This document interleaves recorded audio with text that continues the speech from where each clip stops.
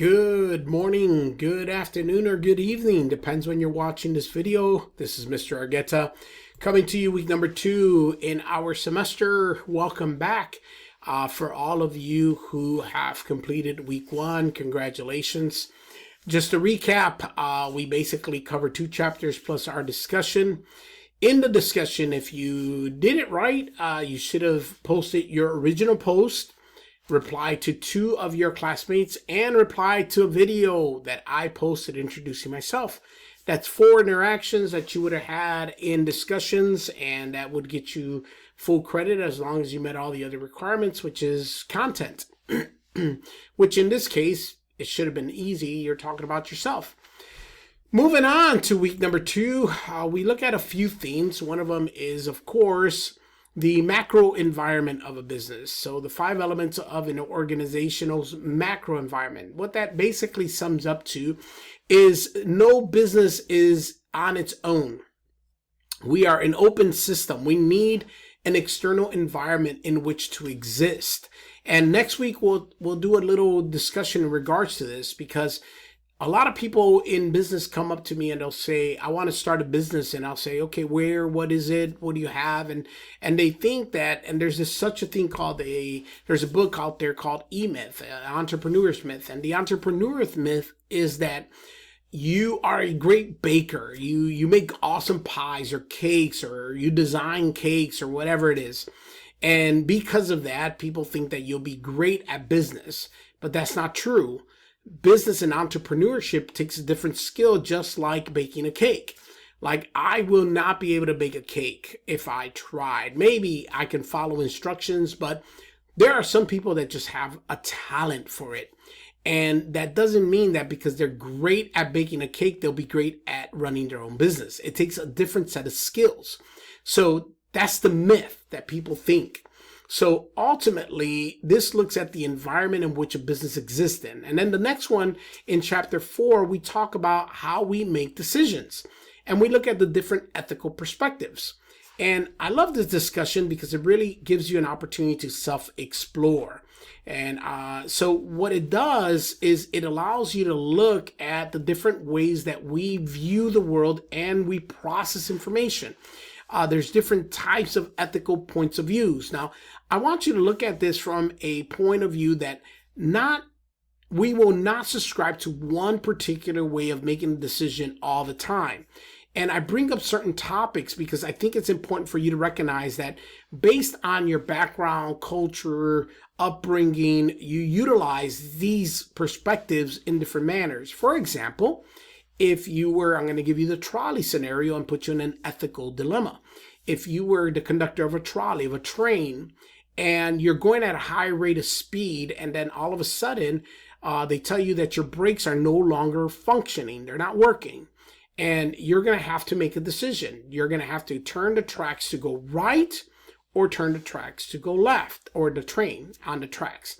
And you're looking down the road or down the tracks, and on the right hand side you see 10 people on the tracks, and on the left hand side you see a child. Now, you have no other information, and I understand that many people have a very difficult time making this decision because you feel bad, you feel guilty, and that's probably good, right? None of us want to be in that position, nor do I believe that you will ever be in that position. I pray you are never in that position. But making this a position where you have to make a decision so we can identify what you lean towards in that scenario. And of course, I am not providing more information, and that's on purpose, but you're going to have to turn right or left. Which way would you turn and why? And a lot of people go, well, I'll throw myself out, I'll cause the train to derail. There's no other option. You have to go right or you have to go left. And I know people feel uncomfortable with that, but the whole purpose is self-exploration. It's for you to determine how would you go about making that decision. Now, the other one that I typically bring up that a lot of people have a difficult time with is put you in a position where you answer the question, is it ever okay to lie? Is there ever a scenario, a situation where lying is actually acceptable? It's good. It's actually a good thing. What do you think? And that helps you identify why you're making that decision, why you're thinking of that. and why you allow yourself or don't allow yourself to make that decision. There's several of those ethical perspectives that I think are important for you to sort of put yourself in the mindset to, so you can see how would you go about deciding these things. It's very interesting, and if it's useful for us to understand how we operate, how we think, how we process the world and the information that's given to us. So again, no one is going to judge you for your decision, nor is there a right or wrong answer. The concept of, is it ever okay to steal? Is it ever okay to break a law? Is it ever okay to do these things, are important, because then you're able to understand why certain people make certain decisions. Now, living in an environment where it is not popular right now to talk about certain topics. For example, immigration in America. In a different time, in a different place, immigration wasn't a hot topic. My parents came to this country illegally. That is nothing that I can hide or lie about. That's the truth. And I am proud of them. I'm very proud of them. And I'm grateful and thankful for that. Now, you can have your opinion based on today's world. I respect that and I don't challenge that. But I also understand why my parents did it. I understand that they utilized the utilitarian perspective, stating that the outcome of their breaking the law at that moment in time was better than what they were living in. I know a lot of people who are not maybe involved in the process of immigration might oversimplify the process, but there was no pathway, and there is no pathway to legally come to this country when you are poor.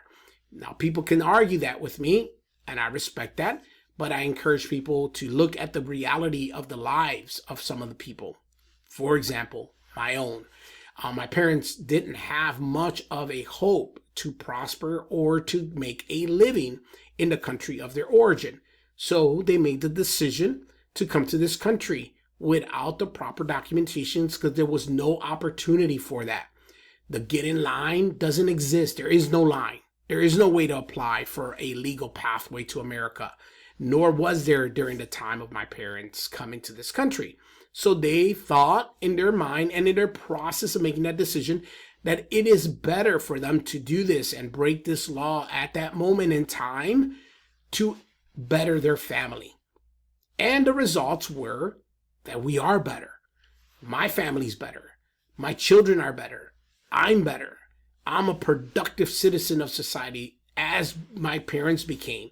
They finally, through the process of legalization, at that time in history in America, because I was American, I was a firstborn American citizen, I was able to create a pathway for them to then register as residents of this country, eventually becoming citizens of this country by a naturalization process. Therefore, the pathway exists. That pathway no longer exists in our law system. So that doesn't happen in today's world. That's why I'm saying it's a different time. But because of that sacrifice of that position that they took through a utilitarian process, we are better off today, which is what a utilitarian mindset will allow us to do. The greater good for the greatest number overrides what we do. In other words, whatever you do to get there, as long as the end result is better for the overall good, then that decision is justified. That's how they made that decision. My parents are, my dad was a Christian. Well, my dad has passed, by was meaning he has passed away now. But my mom, very Christian, faith-based people. They would not break laws. They don't break laws. They never did once they came here. They weren't doing things wrong. They weren't committing crimes. They worked. They worked their entire life as much as they could. They paid taxes. They followed the rules of the road. They did everything to the law until, of course, the moment that, they were able to legalize here. That was the rule that they broke. So therefore, yes, I understand that many people today might judge that decision. I respect that. That is your prerogative. But I also understand why my parents made that decision, and I honor that decision for them. Am I saying that we should allow everyone to do that? Of course I'm not. And I do believe that there should be reform. And I believe that it's important for us to have educated, well-respected conversations over the topic and not take extremism as a position because we don't know why people make the decisions that they do. So this chapter is important for us in management because then we can understand why someone decides what they decide. What is the position that they took? So I encourage you to explore this. The other thing I want to mention is with the use of artificial intelligence, AI, ChatGPT, Grammarly, all of that, I encourage you to use it. But do not prompt this because I will give you an automatic 0. Please, this is not intended for you just to go online, grab what I gave you, put it on the system, and spit out an answer. Drop the class if that's what you want to do. I will not allow that in this class. I want your thoughts. So if you're going to use artificial intelligence, yes, type in your answer. Allow it to correct your grammar, to correct your syntax, to correct your misspellings. Absolutely. But do not prompt it to answer the question. You will not get credit for it. I believe this relationship between myself and our students is one of trust, is one of involvement. I read every single post. As a precautionary thought here, I also had been part of the early stages of AI in correcting and understanding when a prompt is made and not made. So please use caution because I can see artificial intelligence pretty easily. And I don't want to be in a conversation with you that you're prompting things just to get a grade. I'm going just to zero it out and I will not back down from that. So I expect a mutual respect from each other. I respect your work and I honor your work, but it has to be your work. So that's stated. Moving on. Other than that, I hope you enjoy the videos. I think it's important for us to connect. This week, it's going to be a pretty busy week because it's the first day of early registration. So if you are in this class, that means you are a current student. Therefore, you qualify for early registration. So please reach out to your advisor. We have 3 of them in business management, Ms. Regina Castillo, Ms. Tracy Gentry, and myself. Please reach out to us. We have a Calendly invite, which is a link that you can book an appointment with us. 90% of the people who book appointments do it over the phone. We talk, but I encourage you to self-register. Go online, go to My GNTC, go to DegreeWorks, see what classes you're missing, and register because our calendars get booked. We have approximately 500 students with 3 advisors. So the calendars book up very, very quickly. But if you know the classes that you need, just register. If you have questions about something, that's what we're here for. We shouldn't be used to register you. We should be advising you on the path, not to do it for you. That falls on your side of the responsibility. You're responsible for registration.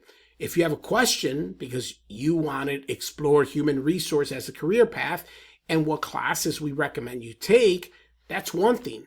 But for you to call and say to me or to one of our advisors, I don't know, I need 3 classes. Can you tell me which ones to take? Can you register me?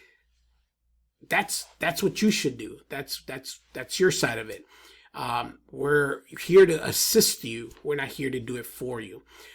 I think that's enough. I feel like I'm lecturing you at this point, but it shouldn't be that way. I just want to make it clear, but I also want to inform you that registration has begun. So please go on there, see what classes you need, and register. If you need advice or you need help with something, we're here to help you. Other than that, I think that covers it, guys. I appreciate your work. Looking forward to reading everyone's discussion. It takes me about a week to catch up because, of course, Sunday night it closed, so I have these next couple of days to read through discussions, so it's about a week delay, so hang in there. Other than that, take care, guys. It was cold this morning. I think it's going to start getting colder, so bust out those jackets and sweaters because we're about to hit it. And as you could tell, allergies are coming back, and now I'm starting to feel it. But other than that, stay hydrated, take care. Great to talk to everyone. We'll see you next time.